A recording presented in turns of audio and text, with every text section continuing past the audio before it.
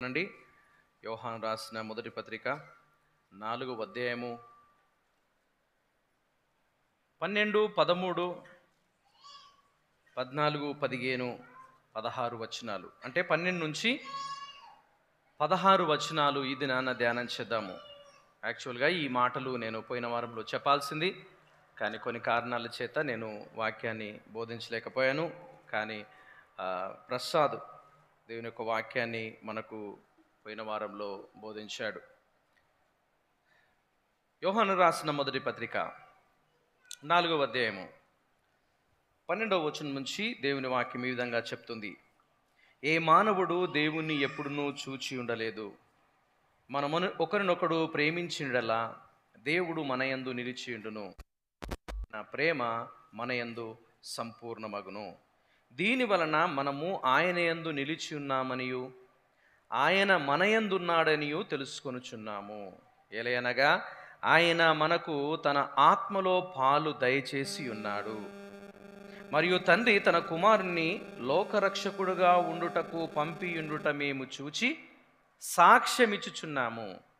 యేసు దేవుని కుమారుడని ఎవడు ఒప్పుకొనునో వానిలో దేవుడు నిలిచి ఉన్నాడు, వాడు దేవుని యందున్నాడు.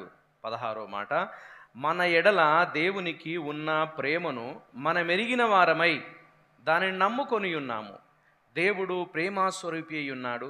ప్రేమయందు నిలిచియుండువాడు దేవుని యందు నిలిచి ఉన్నాడు, దేవుడు వాని యందు నిలిచి ఉన్నాడు. దేవుడు తన మాటలు మన వెనుకల్లో దీవించును గాక. ప్రార్థన చేసుకుందాం. ప్రభువా, మరొకసారి మీ యొక్క బిడ్డలముగా మీ మందిర ఆవరణంలో కనబడి మిమ్మల్ని గణపరిచే అవకాశం మీరు మాకు ఇస్తూ ఉన్నారు. అందును బట్టి మీకు స్తోత్రములు.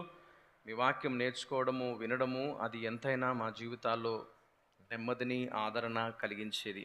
ఎందుకంటే మీ వాక్యానికి అంత శక్తి ఉన్నది.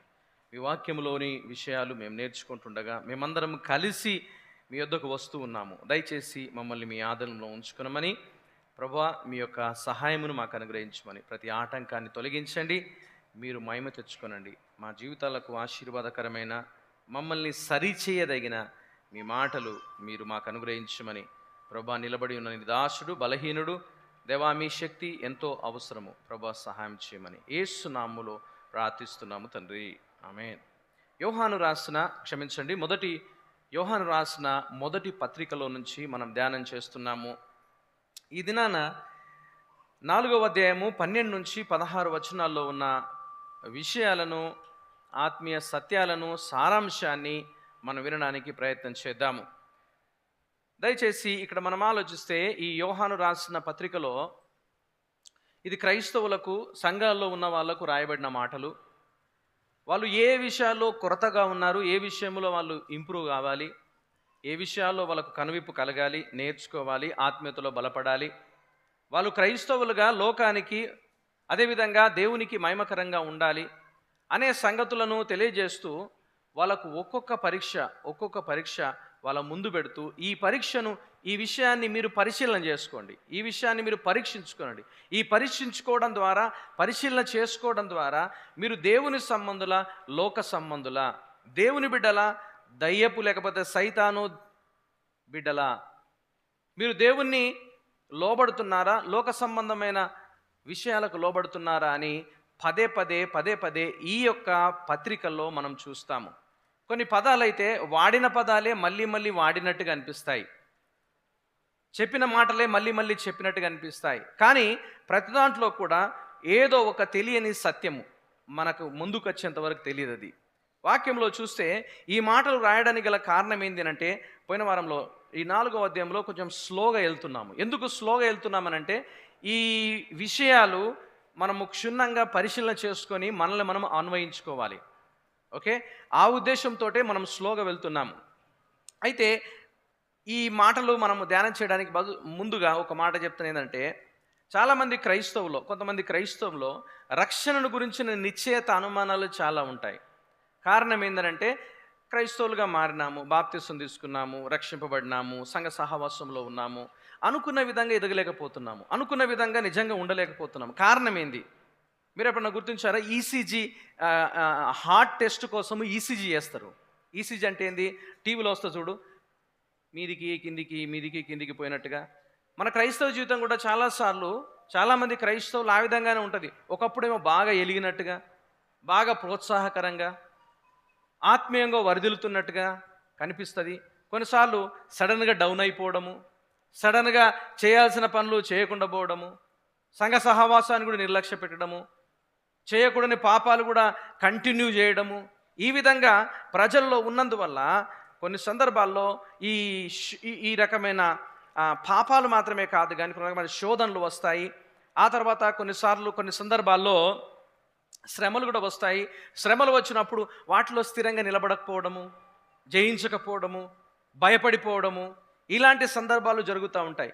ఈ విధంగా జరుగుతున్నప్పుడు ప్రతి ఒక్కరికి వచ్చే ఆలోచన ఏమిటి అంటే, నిజంగా నాకు రక్షణ ఉన్నదా? నిజంగా నేను దేవుని బిడ్డనా? రక్షింపబడిన వ్యక్తినైతే ఈ విధంగా ఎందుకు వెనక ముందవుతున్నా? నిజంగా నా జీవితంలో రక్షింపబడిన వ్యక్తి అయితే నా ఆత్మీయ జీవితం ఒకప్పుడు బాగుంటుంది, ఆ తర్వాత కొంచెం డౌన్ అవుతుంది, ఆ తర్వాత కొంచెం పెరుగుతుంది, ఇంకోసారి చూస్తే చాలా చప్పబడిపోయినట్టుగా చల్లబడిపోయినట్టుగా ఉంటుంది. దీనికి కారణం ఏంది?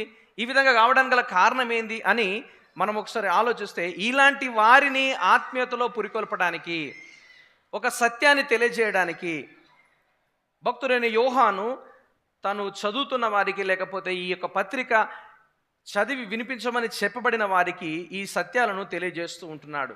దీనికి అంతటికీ ఈ అధ్యాయాల్లో, ముఖ్యంగా ఈ 5 అధ్యాయాల్లో ఈ పత్రికలో చక్కటి ఆన్సర్స్ కూడా ఉన్నాయి. మనము దేవుని సంబంధులమా లేకపోతే లోక సంబంధులమా? మనం రక్షింపబడిన వ్యక్తులుగా జీవిస్తున్నామా? రక్షింపబడిన వ్యక్తులుగా భ్రమపడుతున్నామా? ఒకవేళ రక్షింపబడిన వ్యక్తులుగా ఉంటే మన జీవితం ఏ విధంగా ఉండాలి? డిఫరెంట్గా ఉండాలా లేకపోతే లోకంతో కలిసిపోయినట్టుగానే ఉండాలనా? ఆసక్తి విషయంలో వెనక ముందు కావాలా? ఒకే విధంగా ఉండాలి. ఒకవేళ ఆసక్తి వెనక ముందైనప్పుడు దాన్ని ఆత్మచేత దేవుడు మనల్ని ప్రేరేపిస్తున్నప్పుడు, తర్వాత పాయింట్లు నేను చెప్తాను ఈ విషయము, ఆ విధంగా ప్రేరేపిస్తున్నప్పుడు ఏ విధంగా మనం స్పందిస్తున్నాం, ఏ విధంగా రియాక్ట్ అవుతున్నాము? ఒకవేళ స్పందించి రియాక్ట్ అయ్యి పశ్చాత్తాపడి మళ్ళీ పూర్వస్థితికి వస్తున్నామా లేకపోతే పడిపోయిన స్థితిలోనే ఉంటున్నామా? ఈ విషయాన్ని బట్టి ఆలోచిస్తే ఈ అధ్యాయంలోని ఈ వచనాల్లో మన స్థానం అనేది క్రీస్తులో పదిలంగా ఉన్నది. మనకున్న విశ్వాసం అనేది, నమ్మకం అనేది, నిశ్చయత అనేది అది వాక్యము చేత ప్రూవ్ చేయబడుతుంది, నిరూపించబడుతుంది. కాబట్టి దాన్ని మనం అర్థం చేసుకునేవారుగా ఉండాలి, దాన్ని గ్రహించేవారుగా ఉండాలి అనే సత్యాన్ని పదే తెలియజేస్తూ మరొకసారి ఈ యొక్క మొదటి యోహాను రాసిన పత్రికను కొంచెం సర్వే చేద్దాం మనం. ఓకే, 2వ అధ్యాయము 3వ వచనంలో ఏమనుంది? మీరు దేవుణ్ణి ఎరిగి ఉన్నారు కాబట్టి దానివల్ల తెలుసుకోవచ్చు మీరు దేవుని సంబంధులు అని. 2వ అధ్యాయం 5వ వచనంలో దీని వలన మనం ఆయన యందు ఉన్నాము, అనగా మనము చేసే పనుల ద్వారా, దేవుడు చేసిన కార్యము ద్వారా మనకు ఒక నిశ్చయత ఉంది. అదేంటంటే మనము ఆయన యందు ఉన్నామని మనం తెలుసుకొంచున్నాము. 2వ అధ్యాయం 13వ వచనంలో ఆది నుండి ఆయనని ఎరిగి ఉన్నాము కాబట్టి, అక్కడ కొంతమంది గురించి రాస్తాడు, యవనస్తులారా, పిల్లలారా, వృద్ధులారా అనే ఒక కాంటెక్స్ట్లో రాస్తూ, ఆ సందర్భంలో రాస్తూ ఉంటుందంటే, మీరు ఆది నుంచి దేవుణ్ణి తెలుసుకొని ఉన్నారు, ఎరిగి ఉన్నారు, నమ్మి ఉన్నారు. 2వ అధ్యాయం 14వ వచనంలో కేవలము ఆది నుంచే కాదు, తండ్రిని మీరు ఎరిగి ఉన్నారు, తండ్రిని మీరు తెలుసుకొని ఉన్నారు. 2వ అధ్యాయం 20వ వచనంలో మీరు అభిషేకించబడిన వారు, మీరు సమస్తము ఎరిగిన వారు. అభిషేకించబడిన వారు అని అంటే ఆత్మచేత మీరు నింపబడి కొనబడి ఆత్మీయ బిడ్డలుగా బ్రతుకుతున్నవారు. 3వ అధ్యాయం 10వ వచనంలో అపవాది పిల్లలా దేవుని పిల్లలా అనేది ఈజీగా తేటపడుతుంది. మీ జీవితంలో మీ నడవడిక, మీ ప్రవర్తన, మీ జీవన విధానం అనేది సింపుల్గా కనిపిస్తుంది. మీరు దేవుని బిడ్డలా, అపవాది పిల్లలా? మీరు దేవుని పిల్లలు అనే ఒక నిశ్చయత మీకు ఇవ్వడానికి అది తెలియజేస్తూ ఉంటున్నాడు. 3వ అధ్యాయము 14వ వచనంలో ఇంకొక మంచి ఆదరణ కలిగించే మాట ఏమిటంటే, మీరు మరణములో నుంచి జీవంలోనికి దాటి ఉన్నారు కాబట్టి ఈ విషయాన్ని మీరు దృష్టిలో పెట్టుకోండి. 3వ అధ్యాయం 19వ వచనంలో ఇంకొక చక్కటి విషయం చెప్తున్నాను తెలుసా? బైబిల్లో మీరు చూడండి, మీరు సత్య సంబంధులు, సత్యాన్ని అనుసరించి నడుచుకుంటున్నారు, సత్యం పట్ల మీరు నిలబడుతున్నారు కాబట్టి, సత్యం అనేది మిమ్మల్ని నడిపిస్తుంది కాబట్టి మీరు సత్య సంబంధులు అనే సంగతిని తెలియజేస్తుంటున్నాడు. ఈ 19వ వచనం చాలా చక్కగా ఉంది. ఏం తెలుసా? మనము సత్య సంబంధులమని ఎరుగుదుము, దేవుడు మన హృదయముల కంటే అధికుడయ్యుండి సమస్తం ఎరిగిన్నాడు. మన హృదయాలను ఏ విషయములో ఆయన యందు దోషారోపణ చేయను, ఆయా విషయములో ఆయన ఎదుట మన హృదయమును సరి చేసుకుందాము, సమ్మతిపరుచుకుందాము, దేవునితో సమాధాన పడదాం. అంటే ఏంది? మనం సత్య సంబంధులము. ఒకవేళ మీకు డౌట్ వస్తే, మీ హృదయంలో దేవుడు దోషారోపణ చేస్తే, ఫర్ సింపుల్గా చెప్పాలంటే, మీకు ఏదైనా తప్పు చేస్తున్నప్పుడు మనసులో ఆలోచన వస్తే, ఇది తప్పు అనే సంగతి ఆత్మచేత మీకు గుర్తు చేస్తున్నప్పుడు ఆయన దగ్గర ప్రార్థన చేసి ఆయనతో సమాధాన పడండి. ఈ విషయాన్ని బట్టి చెప్పొచ్చు, మీకు దేవుని ఆత్మ ఉన్నది కాబట్టి దేవుని సంబంధులు అని. ఒకవేళ అది లెక్క చేయకుండా నీ ఇష్టానుసారంగా జీవిస్తే నువ్వు దేవుని సంబంధివి కావు. 3వ అధ్యాయం 24వ వచనంలో మనము ఆయన యందున్నాము. ఇంకో విషయం చెప్పాలంటే, ఆత్మ మూలముగా ఆయన మనకు తెలియజేస్తున్నాడు. 24వ వచనం చివరి వాక్యము, చివరి లైన్ మీరు చదవండి. ఆయన మన యందు నిలిచి ఉన్నాడని ఆయన మనకు అనుగ్రహించిన ఆత్మ మూలంగా తెలుసుకుంటున్నాము. దాని గురించి నేను 2వ పాయింట్లో ఎక్స్ప్లెయిన్ చేస్తాను తర్వాత. ఆత్మ మనకు గుర్తు చేస్తాడు, ఆలోచింపజేస్తాడు. ఇది కరెక్ట్ కాదు, ఇది కరెక్టి, ఈ విధంగా చెయ్యాలి, ఈ విధంగా ఉండాలి, ఈ విధంగా ఉంటేనే దేవుని యందు నిజమైన భక్తి విశ్వాసం కలిగిన దేవుని బిడ్డలము అనే ఒక గుర్తింపు మనకు ఉంటుంది అని ఆత్మ మనకు గుర్తు చేస్తాడు. దయచేసి ఆలోచించండి. ఆత్మ గద్దింపు ఎవరికైతే లేదో వాళ్ళు దేవుని సంబంధులు గారు. ఎన్నిసార్లు గద్దించినా కానీ అది వాక్యం చేత కావచ్చు, సేవకుల చేత కావచ్చు, పరిస్థితుల చేత కావచ్చు, పక్కోళ్ళ చేత కావచ్చు, తోటివారి చేత కావచ్చు, దేవుడు మీకు నేర్పించాలి, గద్దించాలని ఆత్మ చేత గద్దింపబడినప్పుడు మీరు లెక్క చేస్తలేరనుకో, చలనం లేదనుకో, మార్పు లేదనుకో, అది ఆత్మ జరిగించే కార్యం కాదు, అది నీ శరీరం జరిగించే కార్యము. దీన్ని బట్టి చెప్పొచ్చు నువ్వు దేవుని సంబంధివి కాదు అని. కానీ ఈ లిస్ట్ అంతా మనము దేవుని సంబంధులము అనడానికి ఏర్పాటు చేసిన లిస్టు నేను చదువుతుంటున్నాను. అదే 4వ అధ్యాయము 2వ వచనం చూస్తే, మనము దేవుని ఆత్మ ఏదో మనకు బాగా తెలుసు. చాలా చక్కగా ఉంది వాక్యంలో చూడండి. ప్రతి ఆత్మ నమ్మక ఆయా ఆత్మలు దేవుని సంబంధమైనవో కావో పరీక్షించాలి. పరీక్షించడం ద్వారా దేవుని ఆత్మ ఏదో, భ్రమపరిచే ఆత్మ ఏదో మనకు తెలియజేస్తున్నాడు. అదే 4వ అధ్యాయము 6వ వచనంలో చూస్తే, మనము దేవుని సంబంధమైన, ఇంతకుముందు చెప్పినట్టుగా ఆత్మను కలిగి ఉన్నాము. భ్రమపరిచే ఆత్మ ఏందో చాలా సింపుల్గా మనకు తెలుస్తుందని దేవుని యొక్క వాక్యంలో చూస్తాము. అంతే కదా? మీరు చూడండి, మనము దేవుని సంబంధులము. 6వ వచనము, దేవుని సంబంధి అయిన వాడు గట్టిగా మన మాట వింటాడు. దేవుని సంబంధి కానివాడు మన మాట వినడు. సింపుల్. వాక్యానికి లోబడేవారు దేవుని సంబంధులు, వాక్యానికి లోబడిన వారు దేవుని సంబంధులు కారు. ఎందుకంటే తన తర్వాత చూస్తాము, ఇందువలన మనము సత్యస్వరూపైన ఆత్మ ఏదో, ఏంటది? భ్రమపరిచే ఆత్మ ఏదో మనం తెలుసుకోవచ్చు. భ్రమపరిచే ఆత్మ అంటే ఏంది చెప్పండి? పగటి కళ్ళు అంటారు కొంతమంది, అలాంటివి. భ్రమపరిచే ఆత్మ ఏదో, సత్యస్వరూపైన ఆత్మ ఏదో జీవన విధానంలో తెలుస్తుంది. 5వ అధ్యాయం 2వ వచనంలో కూడా మనం దీనివల్ల మనం తెలుసుకోవచ్చు మనము దేవుని పిల్లలమని. 5వ అధ్యాయం 13వ వచనంలో చివరిగా మనము దేవుని పిల్లమని నిరూపించడానికి, లేకపోతే గుర్తుకు, దేవుని కుమారుని నామమందు విశ్వాసముంచు మీరు నిత్య జీవము గలవారని తెలుసుకున్నట్లు ఈ సంగతులు మీకు తెలియజేస్తున్నాను. అంటే ఏంది?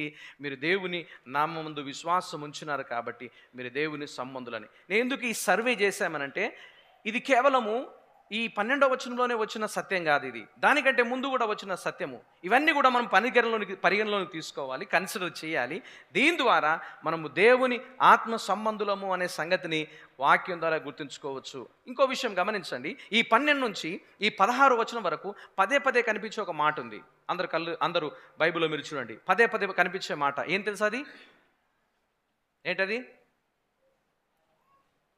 చెప్పండి? మనం ఆయన యందు నిల్చున్నాము, ఆయన మన యందున్నాడు, మనం ఆయనలో ఉన్నాము, మనం ఈ విధంగా దేవుని పిల్లలమని తెలుస్తుంది. అంటే మనం ఆయన యందున్నాము, ఆయన మన యందున్నాడు, మనం ఆయనలో నిలబడ్డాము, నిలుచున్నాము, కొనసాగుతున్నాము, ఆయన మనల్ని నడిపిస్తున్నాడు. అంటే ఏంది? ఆయనకు మనకు మొదటి అధ్యాయంలో చూసినట్టుగా అన్యోన్య సహవాసం అనేది ఉన్నది. మ్యూచువల్ రిలేషన్షిప్ అనేది, ఒక అత్యంత సన్నిహితమైన సంబంధం అనేది దేవుని యొక్క వాక్యం ద్వారా గుర్తిస్తుంటున్నాడు, తెలియజేస్తున్నాడు. కాబట్టి అన్యోన్య సహవాసం కలిగిన వారు ఉన్నారు. ఇక్కడ ఒక సంగతి గమనించండి. ఆయన యందు నిలిచుండడం అంటే ఏంది? ఆయన మీ యందు నిలిచుండడం అంటే ఏంది? మీరు ఆయన యందు నిలిచుండడం అంటే ఏంది? మనం ఒకసారి 15వ అధ్యాయం యోహాను సువార్తలోకి వెళ్ళినట్లయితే ద్రాక్షవల్లి గురించి, తీగల గురించి మాట్లాడతాడు. దయచేసి నా వైపు చూడండి అందరూ. ద్రాక్షవల్లి గురించి, తీగల గురించి మాట్లాడతారు. మాట్లాడేటప్పుడు ఏమంటారు తెలుసా? ఈ ద్రాక్షవల్లిలో తీగలు నిలిచి ఉంటేనే కానీ ఫలించవు. ద్రాక్షవల్లిలో తీగలు ఉంటేనే కానీ ఫలించవు. తీగలకంత సామర్థ్యం లేదు, వాటికి జీవం లేదు, వాటికి రీసోర్సెస్ లేదు. అంటే దీని యొక్క అర్థాన్ని మనం ఆలోచిస్తే, మనం ఆయన యందు నిలిచి ఉండడం అంటే, ఆయన మనలో ఉండడం అంటే, మనం ఆయన యందు కొనసాగడం అంటే చాలా సింపుల్. మన క్రైస్తవ జీవితము దేవుని యొక్క ఆజ్ఞలను పాటించి నడుచుకునే విధంగా ఉండాలి. పాత నిబంధనలో 10 ఆజ్ఞలు ఇచ్చాడు. కొత్త నిబంధనలో ఎన్నో ఆజ్ఞలు ఉన్నాయి. ప్రతి విషయంలో, ప్రతి సందర్భంలో వాక్యానికి అనుగుణంగా, వాక్యానికి లోబడే విధంగా, యేసు క్రీస్తు యొక్క ఆజ్ఞలు పాటించే విధంగా మనం ఎప్పుడైతే జీవిస్తామో, మన జీవన విధానం అనేది యేసు క్రీస్తునందు విశ్వాసం ఉంచిన వారముగా, ఆజ్ఞలు పాటిస్తున్న వారముగా కొనసాగుతామో, అప్పుడు మనం ఆయనలో ఉన్నవారము. మనం ఇంతకు ముందు చూసాము, చీకట్లో ఉండి వెలుగులో ఉన్నాము అనే భ్రమలో మనం ఉండొద్దు. చీకట్లో నుంచి వెలుగులోకి దాటి ఉన్నాం. Praise the lord, nice, excellent.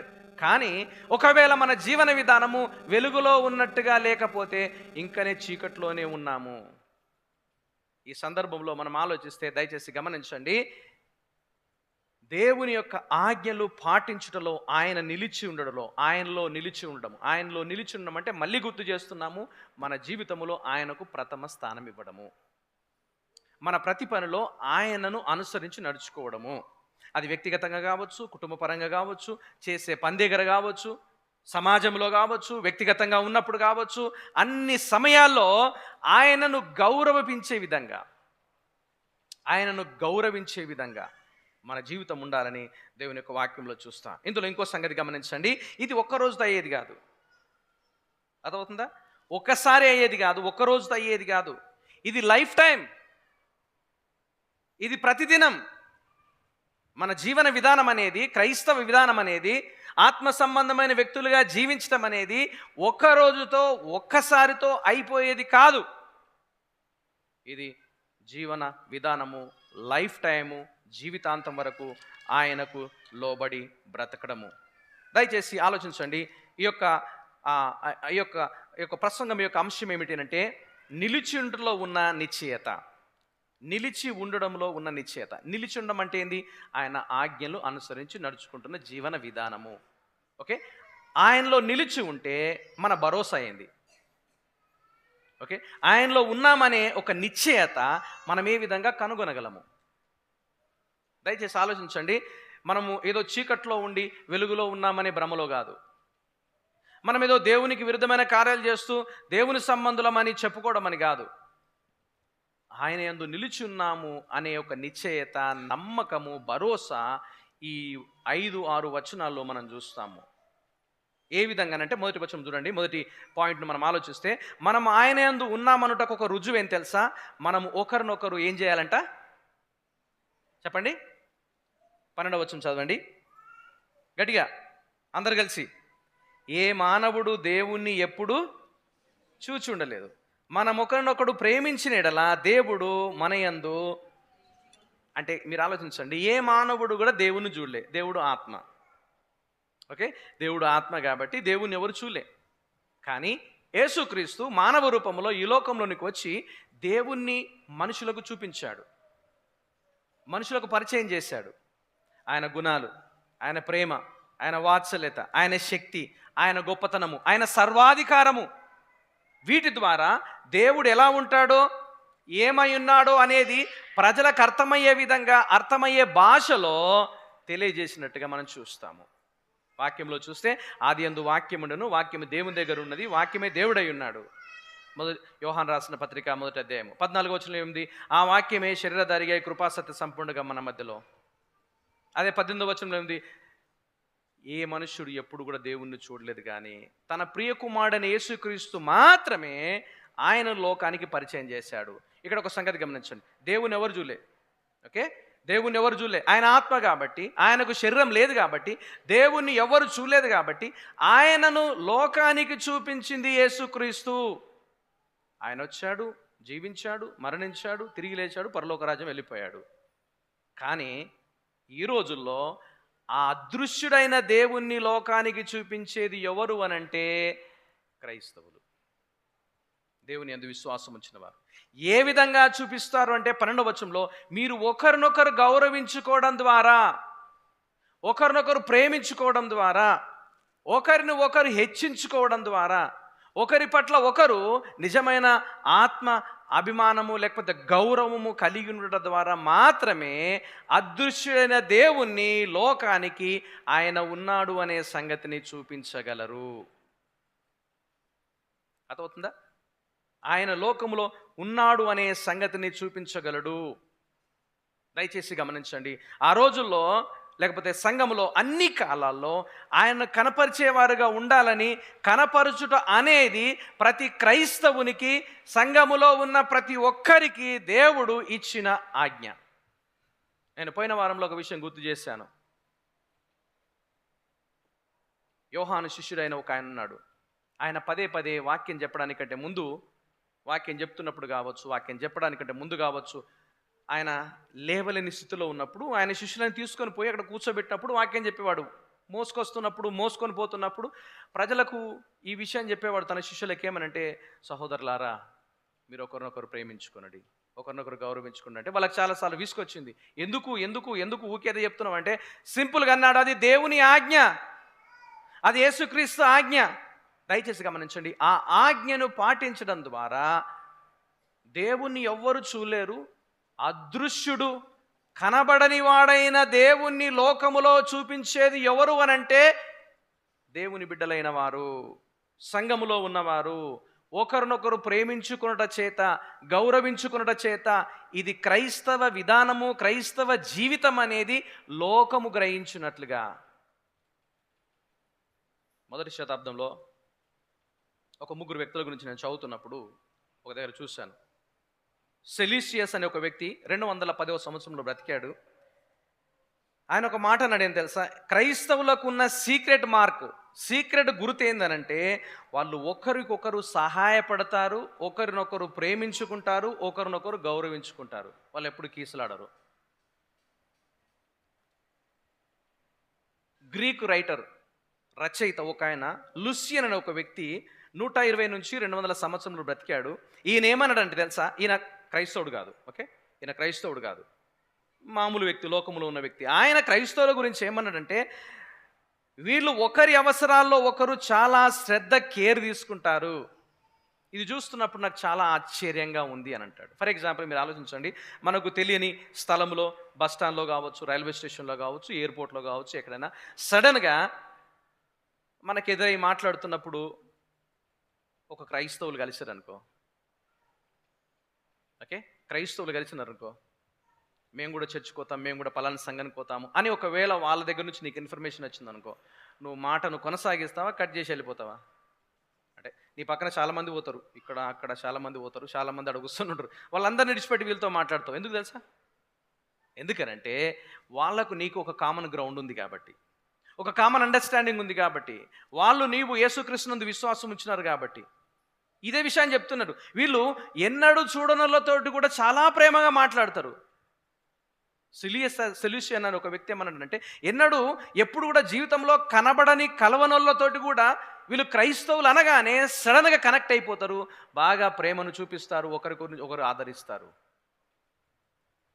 టెర్టులియన్ అనే ఒక చర్చ్ ఫాదరు ఈ క్రైస్తవ ప్రేమ గురించి మాట్లాడుతూ ఏమనంటే,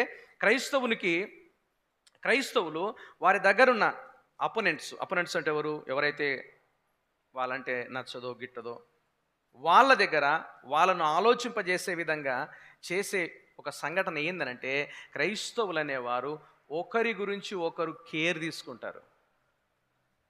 ఓకే, ముఖ్యంగా ఎవరైతే నిస్సహాయ స్థితిలో ఉన్నారో, సహాయ అవసరం ఉండే స్థితిలో ఉన్నారో వాళ్ళను చాలా ఆదరిస్తారు. అంతేకాదు, ఈ కనికరము చూపడంలో వీళ్ళే ముందుంటారని, నా మాట వినండి, నేను ఎందుకు ఈ సంగతి చెప్తున్నానంటే, మొదటి శతాబ్దంలో క్రైస్తవులకున్న మార్కు, గుర్తింపు అనేది ప్రేమించడము, ప్రేమ చూపడము, ఆదరించడము, గౌరవించడముతో వచ్చింది. ఏదో మెడలో సిలువేసుకోవడము, చేతుల బైబిల్ పట్టుకోవడము, మేము కూడా క్రైస్తవులమని బయటకు కనిపించే గుర్తు చూపించడం ద్వారా వచ్చింది కాదు. ఇది వారి ప్రవర్తన ద్వారా కనిపించింది. అందుకనే ప్రభు అంటున్నాడు 12వ వచనంలో దేవుని యొక్క వాక్యం చెప్తున్న మాట ఏంటంటే, దేవుడు అదృశ్యుడైన దేవుడు ఎవరు చూడలేరు. కానీ ఆ దేవుని యొక్క గుణగణాలు కలిగిన క్రైస్తవులు ఆ అదృశ్యుడైన దేవుని లోకాన్ని పరిచయం చేసేది, ఆ సంఘములో పరిచయం చేసేది ఎవరనంటే కేవలము క్రైస్తవులే. అది ఏ విధంగా అంటే, మీరు ఒకరిని ఒకరును ప్రేమించుకునడం ద్వారా, గౌరవించుకోవడం ద్వారా, మర్యాద ఇవ్వడం ద్వారా మీరు దేవుని సంబంధులు. ఇంకో చక్కటి మాట ఏం తెలుసా? మీరు దేవునిలో నిలిచి ఉన్నారని ఒక గుర్తు. నంబర్ 2, రెండవ భాగాన్ని మనం ఆలోచిస్తే 13వ వచనంలో రెండవ పాయింట్ ఏంటంటే, మనము ఆయన యందు ఉన్నాము, ఎందుకంటే ఆయన మనకు పరిశుద్ధాత్మను ఇచ్చాడు. 13వ వచనంలో క్షమించండి, దీని వలన మనము ఆయన యందు నిలిచి ఉన్నాము అనియు, చదవండి, ఆయన మన యందు ఉన్నాడనియు తెలుసుకొనిచున్నాం. యాక్చువల్ చెప్పాలంటే ఇది ఈ విధంగా చదవాలి. మీరు బైబిల్లో చూడండి, దీన్ని ఏ విధంగా చదవాలంటే, ఏలయనగానుందా? ఏలయనగా దొరికిందా? ఓకే. ఏలయనగా ఆయన మనకు తన ఆత్మలో పాలు, తల ఎత్తకండి, కిందికే ఉంచండి. ఓకే, ఆత్మలో పాలు దయచేసి ఉన్నాడు అని మళ్ళీ 13వ వచనం ప్రారంభము నుంచి చదవాలి. దయచేసి ఉన్నాడు, దీని వలన మనము ఆయన యందు నిలిచి ఉన్నాము, ఆయన మన యందు నిలిచి ఉన్నాడని మనకు.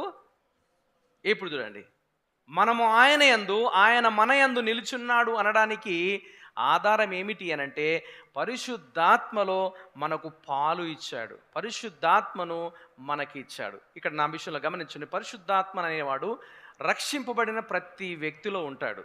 ఎప్పుడైతే మనిషి మారు మనసు రక్షణ పొందుకుంటాడో, పాపములు ఒప్పుకొని దేవుని ఎదుట పశ్చాత్తాపడతాడో, అది పరిశుద్ధాత్ముడు చేసిన కార్యం. అది నీ అంతలు నీకు పశ్చాత్తాపం రాదు, నీ అంతలు నువ్వు గుర్తించవు. నువ్వు తప్పు చేస్తున్నావు, నువ్వు పాపం చేస్తున్నావు, నేను రాంగ్ డైరెక్షన్లో పోతున్నాను, నాకు ఇది సరి అయింది కాదు అని నీ అంతలు నీకు ధ్యాస రాదు. అది పరిశుద్ధాత్ముడిని గుర్తు చేయాలి. ఆ గుర్తు చేసినప్పుడే నీ జీవితంలో మార్పు కలుగుతుంది, మారు మనసు కలుగుతుంది. ఆ తర్వాత దేవుని యొక్క వాక్యంలో చూస్తే పరిశుద్ధాత్మ చేత ముద్రింపబడతారు. ఓకే, ముద్రింపబడడం అంటే పర్మనెంట్గా పరిశుద్ధాత్ముడు నీలో ఉంటాడు. యేసు ప్రభు దీన్ని 14వ అధ్యాయంలో యోహాను సువార్తలో చెప్పాడు. ఏమిటంటే, పరిశుద్ధాత్ముడు మీ మీదకి వస్తాడు, మీతో ఉంటాడు, ఆదరణకర్త మిమ్మల్ని సర్వసత్యంలో నడిపిస్తాడు. ఓకే, సర్వసత్యంలో నడిపిస్తాడు. దీన్ని దయచేసి ఆలోచించండి. మనం ఆయనలో, ఆయన మనలో, మనం ఆయన యందు నిలిచున్నాము, ఆయన మన యందు నిలిచి ఉన్నాడు అనడానికి ఇంకొక రుజువు ఏమిటి అనంటే, పరిశుద్ధాత్మను మనలో ఉంచాడు. ఇక్కడ ఆలోచించండి, పరిశుద్ధాత్మను మనలో ఉంచినప్పుడు పరిశుద్ధాత్ముడు తన కార్యాన్ని మనలో జరిగిస్తాడు. ఆ కార్యం ఏం తెలుసా? 16వ అధ్యాయము తీయండి, యోహాను సువార్త 16వ అధ్యాయము. అందరూ యోహాను సువార్త 16వ అధ్యాయము 6-7 వచనాలు. 6-7 వచనాలు.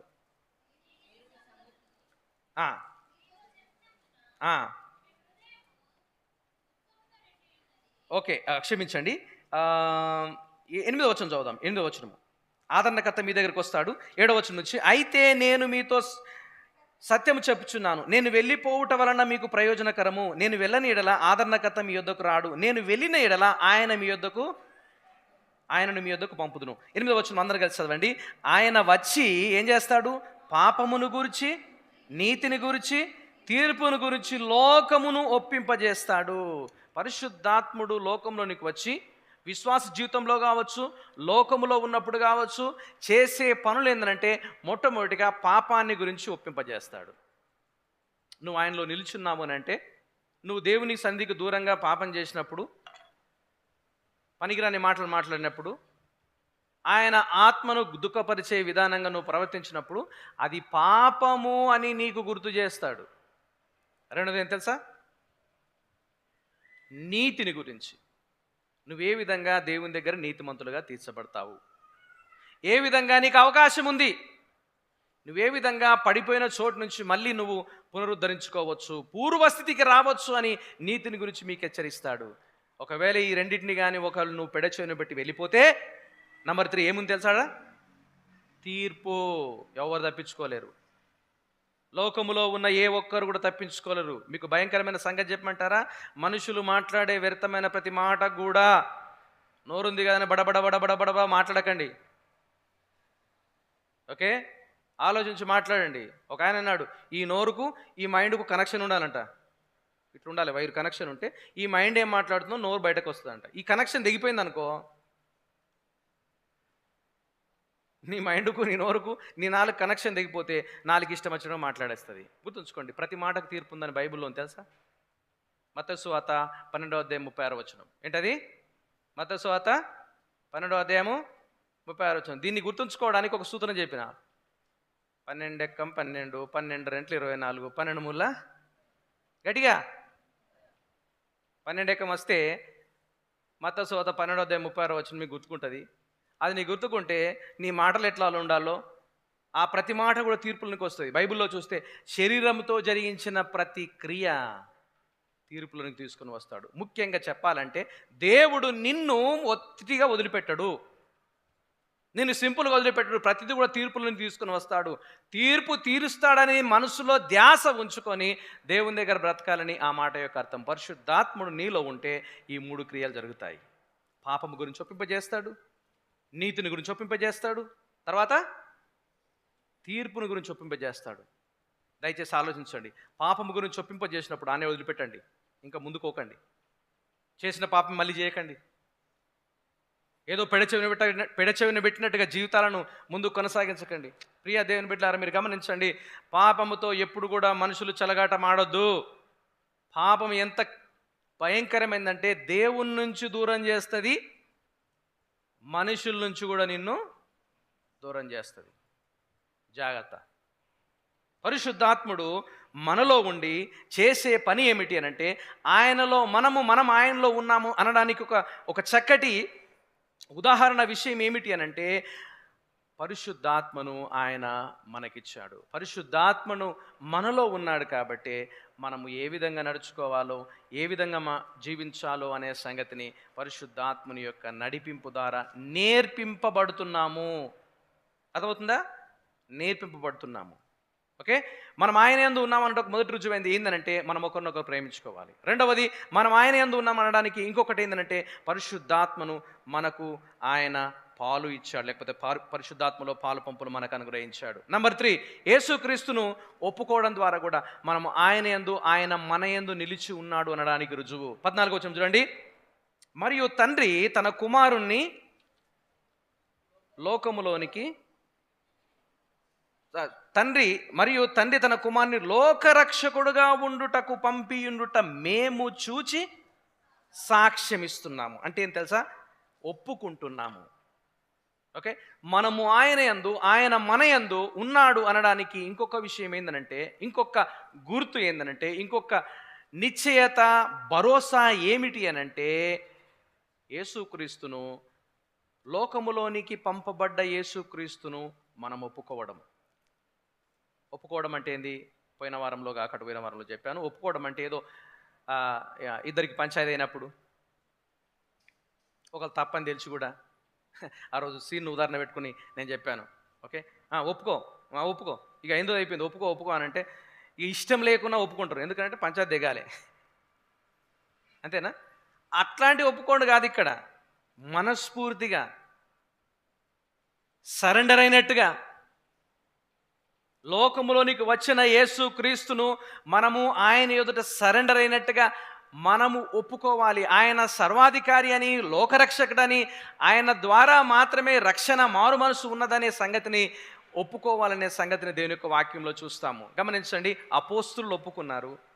గమనించండి, మనము కూడా ఒప్పుకోవాలి. మనము సాక్షులుగా జీవించిన ద్వారా ఒప్పుకోవాలి. అపోస్తులు ఏ విధంగా ఒప్పుకున్నారు? మొదటి వచనంలో రండి, బైబిల్ తీయండి. ఏమనుంది మొదటి వచనంలో? జీవవాక్యముల గురించి ఆది నుండి ఏది ఉండెను, మేమేది వింటిమో, కనులారా ఏది చూసామో, ఏది నిదానించి కనుగొన్నామో, మా చేతులు దేన్ని తాకెనో అది మీకు. యేసుక్రీస్తు లోకంలోనికి వచ్చినాడు, ఆయన రక్షకుడు అనే సంగతిని యోహాన్ ఏమంటుంది తెలుసా? మా చేతులు తాకినాయి నేను, మా చెవులు విన్నాయి, మా నోటితో మాట్లాడాం, ఆయనతో సహవాసం చేశాం, ఆయనను మా కళ్ళారా చూశాము, ఆయన కార్యాలను ఏదో డూపుగా కాదు, మేము లివింగ్ ప్రూఫ్, సజీవ సాక్షులమని ఆయన ఒప్పుకుంటున్నాడు. ప్రియ దేవుని బిడ్డలారా, ఇక్కడ ఒక సంగతి గమనించండి. వాళ్ళంత కాన్ఫిడెన్స్గా ఉన్నారు యేసుక్రీస్తునందు, అంత నిశ్చయతతో వారున్నారు యేసుక్రీస్తునందు. మరి నమ్మిన వారి సాక్ష్యం ఏ విధంగా ఉందంటే 15వ వచనంలో చూడండి. యేసు దేవుని కుమారుడని ఎవరు ఒప్పుకొనునో వానిలో దేవుడు నిలిచున్నాడు, వాడు దేవుని యందు ఉన్నాడు. మళ్ళీ సేమ్ మాట, మీకు అర్థమవుతుందా? ఆయనలో మనము నిలుచున్నాము, ఆయన మనలో ఉన్నాడు అనడానికి కారణం ఏందనంటే, విషయం ఏందనంటే, ప్రూఫ్ ఏందనంటే, యేసు క్రీస్తు దేవుడని ఎవరు ఒప్పుకుంటారో. కొన్ని వారాల క్రితం చూసాము, కొన్ని రకాల ప్రజలు ఆ రోజుల్లో యోహానున్న కాలంలో, యోహానున్న స్థలంలో కొంతమంది యేసుక్రీస్తును మానవత్వాన్ని ఒప్పుకుంటలే, ఆయన శరీరధారిగా రాలేడు అనే సంగతిని పక్కన పెట్టేస్తున్నారు. కొంతమంది ఆయన శరీరధారిగానే వచ్చిండు, ఆయనకు ఆత్మ సంబంధమైన విషయాలు సంబంధించిన వ్యక్తి కాదు అని కొంతమంది అంటున్నారు. వారిలో ముఖ్యంగా డోసటిజం అని, నాస్టిసిజం అని, ఈ రకాల తప్పుడు బోధలు, తప్పుడు ఆచారాలు సంఘములో ఎక్కువైపోయినాయి. ఆలోచించండి, యేసుక్రీస్తు ఒకవేళ పవిత్రమైన దేవుడైతే మానవ శరీరము అపవిత్రం కాబట్టి అపవిత్రమైన శరీరంలో ఆయన రావాల్సిన అవసరం ఏముంది? ఒకవేళ వస్తే ఆయన అది సత్యం కాదు, అది వాస్తవం కాదు అని కొంతమంది. ఇంకొంతమంది ఏమంటారంటే, యేసుక్రీస్తు లోకంలోనికి వచ్చాడు, మానవుడిగా వచ్చాడు, ఆత్మ వచ్చింది, ఆయన బాప్తిజం తీసుకున్నప్పుడు ఆత్మ యేసుక్రీస్తు మీద ఉన్నది, సిలువేసేటప్పుడు ఆత్మ వెళ్ళిపోయాడు కాబట్టి వచ్చిన సంగతి పోయిన సంగతి ఎవరికి తెలియదు, మానవుడిగా ఉన్నాడంటే ఆయన యేసుక్రీస్తు కాడు. అర్థమైందా? కొంతమంది దైవాన్ని తప్పుపడతారు, కొంతమంది ఆయన శరీరధారిగా వచ్చినాడు అనే సంగతిని తప్పుపడతారు. గమనించండి, ఆయన దైవము, ఆయన సంపూర్ణ మానవుడు, సంపూర్ణ దేవుడు. మరి సంపూర్ణ మానవుడిగా ఎందుకు వచ్చిందనంటే, ఆయన ప్రణాళిక చొప్పున ప్రాణం అర్పించడానికి వచ్చి ఉన్నాడు. ఈ 5వ వచనంలో 15వ వచనంలో చెప్పబడుతున్న మాట ఏంటంటే, ఆయనను ఒప్పుకోవాలి. ఏ విధంగా ఒప్పుకోవాలంటే, యేసుక్రీస్తు దేవుని కుమారుడని ఎవరైతే ఒప్పుకుంటారో, నమ్ముతారో, ప్రియ దేవుని బిడ్డలారా, నీ యొక్క నా యొక్క పాపములకు క్షమాపణ కేవలం ఆయన ద్వారా మాత్రమే. మనం చేసే మంచి పనుల ద్వారా రాదు, మనం చేసే గొప్ప పనుల ద్వారా రాదు, మనం చేసే త్యాగాలు, యాగాలు, బలుల ద్వారా కూడా రాదు. గమనించండి, దీని ద్వారా మనుషులకు విముక్తి కలగదు. ఆయన పాప క్షమాపణ అనుగ్రహించగలడు, దేవుని కుమారుడు అనే సంగతి వాళ్ళు గుర్తించుట ద్వారా మాత్రమే కలుగుతుంది. 14వ వచనంలో యోహాను ఒప్పుకున్నాడు. హల్లెలూయా. అర్థమవుతుందా? యోహాను ఒప్పుకున్నాడు. ఏమన్నా తెలుసా? ఆయన కళ్ళారా చూసాము, చెవులారా విన్నాము, మా చేతులు తాకినాయి, ఆయన బోధన మేము విన్నాము, ఇది వాస్తవము. ఇప్పుడు దేవుని యొక్క వాక్యం ద్వారా నీకు నాకు గుర్తు చేస్తున్న సంగతి ఏమిటి అనంటే, ఇగో ఇది దేవుని కుమారుడని ప్రతి ఒక్కరూ ఒప్పుకోవాలి. ప్రియ దేవుని బిడ్డలారా, మీరు ఆలోచించండి, యేసుక్రీస్తు రక్షకుడు, యేసుక్రీస్తు దేవుని కుమారుడు, యేసుక్రీస్తు పాపము లేనివాడు, యేసుక్రీస్తు మన పాపములను క్షమించగలిగిన సామర్థ్యం కలిగిన వాడు. ఎందుకంటే ఆయన సంపూర్ణ దేవుడు కాబట్టి. ఆయన యందు విశ్వాసం ఉంచిన వారికి నిజమైన రక్షణ, నిజమైన మారు మనసు అనే సంగతిని దేవుని యొక్క వాక్యంలో చూస్తాము.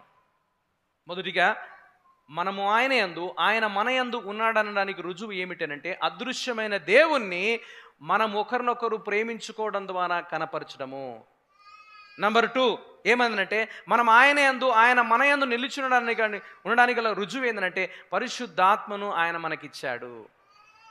మూడవదిగా, మనము ఆయన యందు, ఆయన మన యందు నిలిచి ఉన్నాడు అనడానికి రుజువు ఏంటంటే, యేసుక్రీస్తును దేవునిగా ఒప్పుకోవాలి. నంబర్ 4,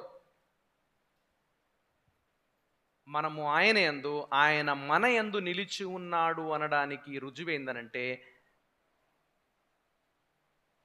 మనం ప్రేమ యందు నిలబడాలి, ప్రేమ యందు నిలిచి ఉండాలి.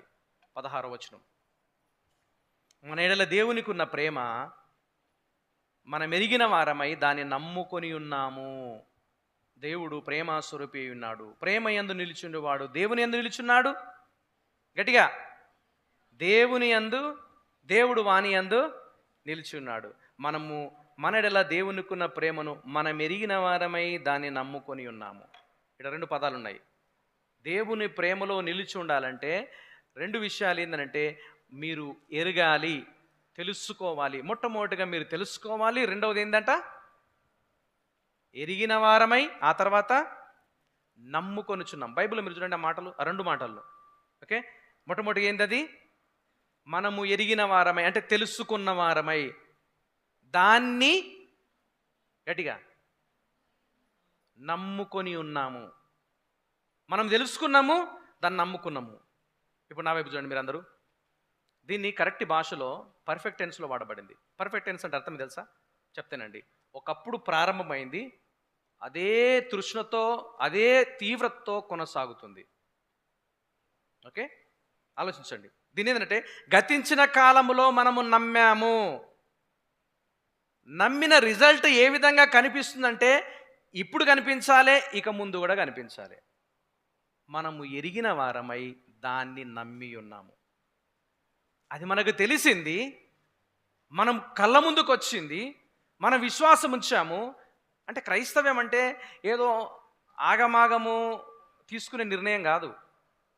ఏదో అందరూ చేతులు ఎత్తురు కాబట్టి, అందరూ ఒక కాన్ఫరెన్స్లో కలిసినాం కాబట్టి అడావిడిగా తీసుకునే నిర్ణయం కాదు ఇది. ఇది పర్ఫెక్ట్గా ప్రారంభమైంది.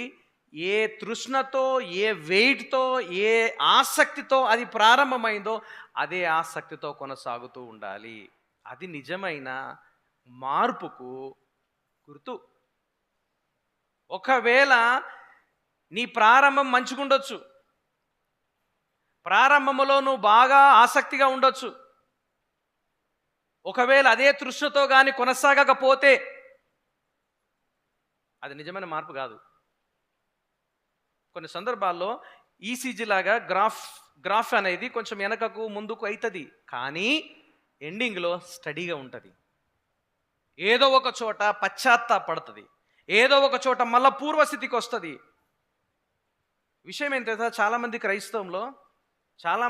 క్రైస్తవుల్లో విషయం ఏంటంటే అసలు ప్రారంభమే సరిగా లేదు, కానీ ప్రారంభమైనదనే భ్రమలో ఉన్నాము. మీకు అర్థమవుతుందా? ఎందుకు భ్రమలో ఉన్నామంటే, ఇక మన చుట్టూ ఉన్న కాలనీలో ఉన్న అందరూ క్రైస్తవులే కదా, మా కుటుంబంలో అందరూ కూడా వాళ్ళే కదా, చిన్నప్పటి నుంచి పిల్లలు మీరేనండి, చిన్నప్పటి నుంచి మేము కూడా చర్చికి పోతున్నాం కదా, మా పేరెంట్స్ ఈ సంఘానికి సంబంధించిన వాళ్ళే కదా, బైబిల్ స్టడీలో మేము కూడా ముందుంటాం కదా, యూత్ క్యాంపులో మేమే వెళ్తాం కదా, బాగా తృష్ణతో ఉంటున్నాం కదా. ప్రియదేవుని బిడ్డలారా, ఆలోచించండి. పర్ఫెక్ట్గా ప్రారంభం కావాలి. ప్రారంభమైన సమయం నుంచి అదే తీవ్రతతో, అదే వెయిట్తో, అదే ఆసక్తితో కొనసాగాలి. విషయం ఏం తెలుసా? ఒకవేళ కొనసాగకపోతే, నేను మీ అందరికి చెప్పి ఒక భయంకరమైన సంగతి ఏం తెలుసా? అదే ఆసక్తితో ఒకవేళ ఇంకా కొనసాగుతలేదు అని అంటే నీ ప్రారంభమే సరిగలేదు, నువ్వు ఇంకా ప్రారంభించలే. బాప్సం తీసుకున్నా కావచ్చు, బలారాధన పాల్గొంటున్నా కావచ్చు, ఆదివారం గుడికి వస్తున్నా కావచ్చు, చందాలు గుడిస్తున్నా కదా కావచ్చు, అవన్నీ కూడా నిన్ను పరలోక రాజ్యంలోకి చేర్చలేవు. నీ ప్రారంభము సరిగా ఉంటే, నువ్వు నమ్మి ఏమనుందంట, ఆయనను ఎరిగిన వారమై, గట్టిగా చెప్పండి, ఏమనుంది? ఆయనను ఎరిగిన వారమై దాన్ని నమ్ముకొనుచున్నాము. ప్రారంభం అనేది కరెక్ట్గా ఉంది, కొనసాగింపు అనేది షేక్ కాకుంటున్నది, ఏమాత్రము ఎక్కడ ఉడిదొడుకు లేకుండా ఉంటుంది. అది నిజమైన దేవుని బిడ్డలకు ఉండవలసిన క్రైస్తవ గుణం అనే సంగతిని దేవుని ఒక వాక్యం ద్వారా గుర్తిస్తుంటున్నాము. దయచేసి ఆలోచించండి. ఒకవేళ ఈ విధంగా లేకపోతే, ఏ విధంగా కొనసాగకపోతే ఆయన యందు మనం నిలుచున్నామనడము, ఆయన మన యందు నిలుచున్నాడనడము అది సరి అయింది కాదు. అభివృద్ధి అనేది అన్ని చోట్ల రావాలి. చెప్పండి, అన్ని చోట్ల రావాలి. ఆలోచించండి, నేను మొన్న యవనస్తులకు చెప్తున్నప్పుడు ఒక ఉపమానం చెప్పాను. ఓకే, చిన్నపిల్లవాడు ఉన్నప్పుడు పెరుగుతుంటాం, వాళ్ళు పుట్టిన పిల్లలకు అన్నీ ఉంటాయి, కాళ్ళు చేతులు అన్నీ ఉంటాయి, కాకపోతే చిన్నగా ఉంటాయి. రోజులు గడుస్తున్నా కొద్ది ఏమైపోద్ది, గట్టిగా. అంటే ఇప్పుడు ఈ 2 ఏళ్ళు ఈ కాలు పెరిగి, ఆ తర్వాత ఇంకా 2 ఏళ్ళు ఇంకో కాలు పెరిగి, ఆ 4 సంవత్సరాల తర్వాత తరిగా పెద్దగా అయిపోయి, ఆ తర్వాత ఇంకా వచ్చే 2 సంవత్సరాలు 2 చేతులు పెద్దగా అయిపోయి, ఇవన్నీ సమానంగా అవడానికి 10 సంవత్సరాలు పట్టాలనా? మీకు అర్థమవుతుందా? చాలా వరకు మనం ఎట్లుందనంటే ఇక ఒక దగ్గరనే పెరుగుతాం. పాటలు పాడడం అంటే పాటలే పాడతాం, ఇంకా మనకు దేని గురించి పట్టించుకోము. అర్థమవుతుందా? ఇక కొంతమంది అయితే ఏదైనా పని చేయడానికి సిద్ధంగా ఉంటారు. నేను కొన్న ఒక ఇలస్ట్రేషన్ కూడా చెప్పాను. ఓకే, డిఈపి అని. ఓకే, డెవలప్మెంటు, ఆ తర్వాత ఎక్స్పీరియన్సు, ప్రాక్టీస్ అని.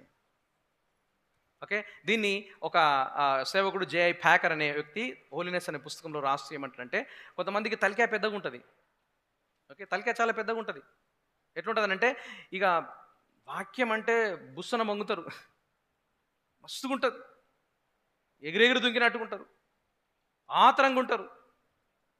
డిబేట్లు అంటే, వాక్యం అనంటే, చదవడం అంటే ఈ వాక్యమైనా బాగుంటుంది, కానీ ఇతరులతో సంబంధాలు మంచిగా ఉండయి. వాళ్ళు మాట్లాడితే అంతా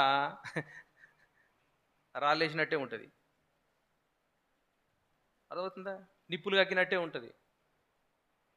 ఇదేంటనంటే వీళ్ళకు దేవుని వాక్యం మీదనే పూర్తిగా బాగా ఉంటుంది, కానీ ఇతరులతో ఏ విధంగా ఆత్మీయ సంబంధాన్ని కొనసాగించాలనేది ఉండదు. ఈ తలకాయ పెద్దగా ఉన్నోళ్ళు ఇల్లు. ఇంకొంతమందికి ఏముంటుంది, కడుపు పెద్దగా ఉంటుంది, తలకాయ చిన్నగా ఉంటుంది, కాళ్ళు సన్నగా ఉంటాయి, ఈ కడుపు ఒకటే పెద్దగా ఉంటుంది. ఇది ఎవరు రకం అంటే దీన్ని ఎక్స్పీరియన్స్ ఉన్నారు. దీన్ని వీళ్ళేమంటారంటే ఎక్స్పీరియన్స్ ఉన్నారు. ఎక్స్పీరియన్స్ గురించి లేదంటే వీళ్ళకు ఎప్పుడు కూడా వెలుగు కావాలి. ఎట్లా అంటే ఈ మీటింగ్ పోతే బుస్సు మనాలి, ఆ మీటింగ్ పోతే బుస్సు మనాలి. ఓకే, ఇక కొంతమంది మన సంఘానికి వస్తారు, వాళ్ళు వచ్చి అంతా సప్పసప్పగా ఉంది. నేను అనుకున్నా, మాకు ఎట్లా టేస్ట్ వేయాలన్న మాకు తెలియదు, మాకు తెలిసింది ఇదే మేము చేస్తాం, కానీ సప్పసప్పగా ఇట్లా ఊపు ఉండాలి. ఒకసారి ఒక ఆయన ఆన్లైన్ ప్రేరుకి వచ్చి అంటుండు, ఇంత ఊపు ఉండాలి, అది ఊపు ఉండదనంటే ఊపేటోళ్ళు లేరు. ఓకే, ఊపేటోళ్ళు మా దగ్గర లేదు, అందరు వినేటోళ్ళే. అర్థమవుతుందా? అంటే వీళ్ళు ఏం చేస్తారంటే ఇక ఈ కాన్ఫరెన్సు, ఆ కాన్ఫరెన్సు, ఈడుకోవడము, ఆడుకోవడము. వీళ్ళని ఏమంటారు తెలుసా, ట్రాన్స్గాళ్ళు అంటారు. వీళ్ళు ఇక లోకంలోకి వెళ్ళిపోతారు వాళ్ళు. కొంతమంది ఎట్లా తయారైన ఈ రోజుల్లో ఇక టీవీ పెట్టుకొని కూడా సప్పర్లు కొట్టుకుంటూ దుంకేటోళ్ళు ఉన్నారు. ఈ మధ్యలో కాన్ఫరెన్స్ కూడా అయింది హైదరాబాద్లో. ఏం లేదు, దుంకుడే, ఇంక వేరే ఏం లేదు. అట్లాంటివి అయితే వీళ్ళకు అబ్బా అది ఏంటది, అది క్రైస్తవం అంటే. వీళ్ళకి తలకాయ చిన్నగా ఉంటుంది, కాళ్ళు సన్నగా ఉంటాయి, కడుపు మాత్రము పెద్దగా ఉంటుంది. నెంబర్ 3 వాళ్ళు ఏ విధంగా ఉంటారంటే కాళ్ళు చాలా పొడుగు ఉంటాయి, తలకాయ కడుపు సన్నగా ఉంటుంది. వీళ్ళు ఏం చేస్తారంటే ప్రోగ్రామ్ చేసేటోళ్ళు ఉన్నట్టు. ప్రోగ్రామ్ చేసేటోళ్ళు అంటే ఏంటంటే ఇప్పుడు ఆదివారం అనుకో అంతా సప్పసప్పగా ఉంటుంది, ఆన్లైన్ ప్రేయర్ అనుకో సప్పసప్పగా ఉంటుంది. మీటింగ్ పెట్టు ఎట్లుంటుంది, ఏదైనా మీటింగ్ పెట్టి ఒక 4 స్పీకర్ని పిలిపించి ఇక ధూమ్ధామ్ చేస్తూ ఉంటే ఇక వాళ్ళు వచ్చి చిత్తుకుంటారు, ఇది చేయాలి, అది చేయాలి, ఇటు పోవాలి, అటు పోవాలి.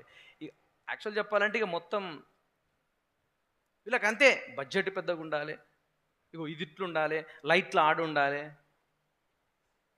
మీకు అర్థమవుతుందా? వీళ్ళకు వాక్యం గురించి అవగాహన లేదు, ఎక్స్పీరియన్స్ గురించి అసలే ఆలోచించరు, కానీ కాళ్ళు మాత్రం పొడుగుంటాయి, యాడికంటే ఆడికి జంగలేసేందుకు. అది డెవలప్మెంట్ అంటారా? అది అభివృద్ధి అంటారా? అభివృద్ధి అనేది ఆయనలో నిలిచున్నప్పుడు, వాక్యాన్ని అర్థం చేసుకున్నప్పుడు, వాక్యాన్ని మన జీవితంలో అన్వయించుకోవడానికి ప్రయత్నం చేసినప్పుడు జరిగే ప్రక్రియ. ఈ 12-16 వచనాల్లో చెప్పేది అదే సంగతి. నిలబడండి, ఆయనలో ఉండండి, ఆయన మీలో ఉండండి, మీలో ఉంటాడు, మీరు ఆయనలో ఉండండి. మనం అన్యోన్య సహవాసం కలిగి ఉంటాము. అన్యోన్య సహవాసం కలిగినప్పుడు అదృశ్యుడైన దేవుణ్ణి ప్రజలకు కనిపించే విధంగా చేసేది మీరు ఒకరినొకరు ప్రేమించుకోవడం ద్వారా, గౌరవించుకోవడం ద్వారా, ఒకరినొకరు రెస్పెక్ట్ ఇవ్వడం ద్వారా. రెండో భాగంలో మనం చూసాము, ఆత్మ మీకు ఇచ్చాడు, ఆత్మ మీకు బోధిస్తాడు, పరిశుద్ధాత్మ మిమ్మల్ని నడిపిస్తాడు.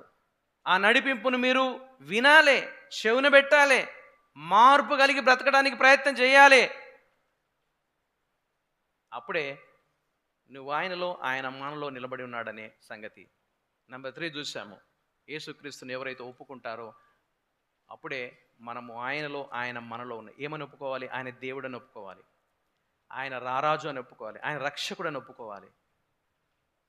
ఒకవేళ ఒప్పుకోకపోతే నువ్వు ఆయనలో ఉన్నామనుకోవడము అది సరైన ఆలోచన కాదు.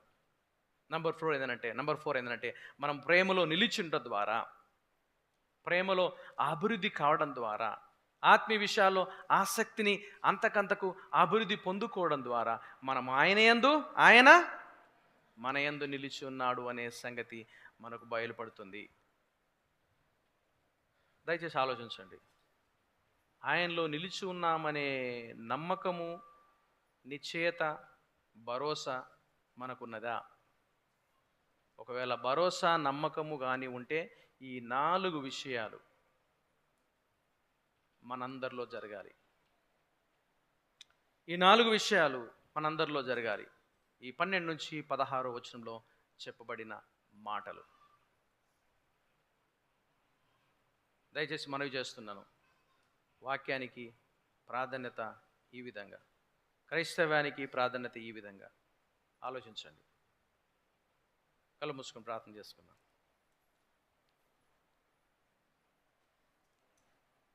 ప్రతి ఒక్కరు కూడా కళ్ళు మూసుకొని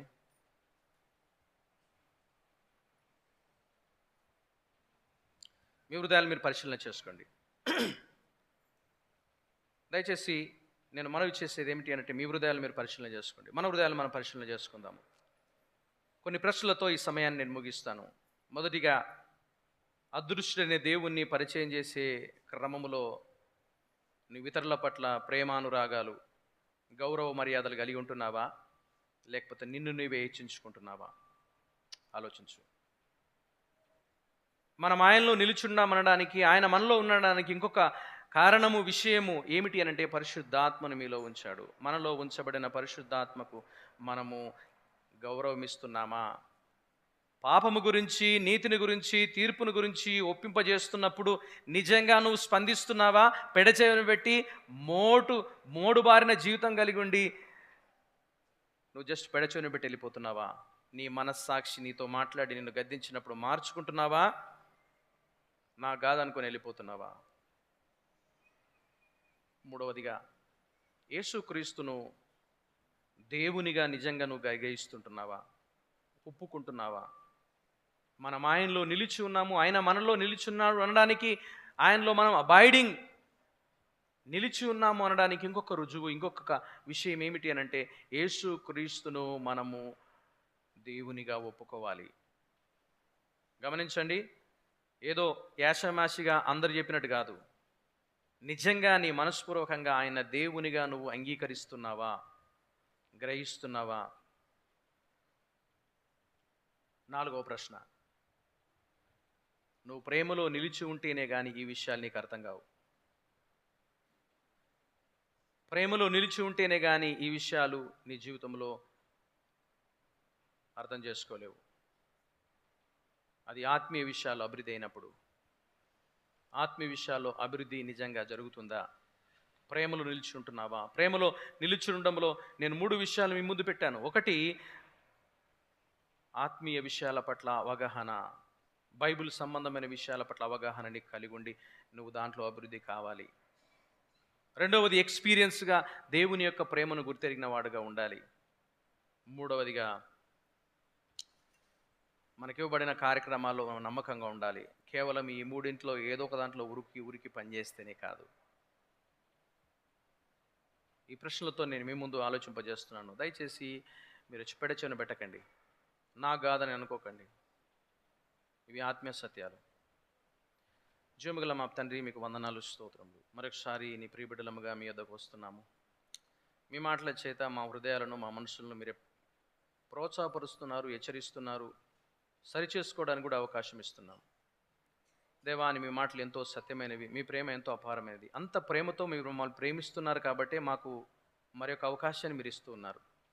ఈ సమయంలో మీ వాక్యాన్ని విని కూడా విన్న ప్రతి ఒక్కరిని మీరు జ్ఞాపకం చేసుకో, వారి హృదయాల్లో కార్యములు ఈ దినాన్ని మీరు ప్రారంభించండి.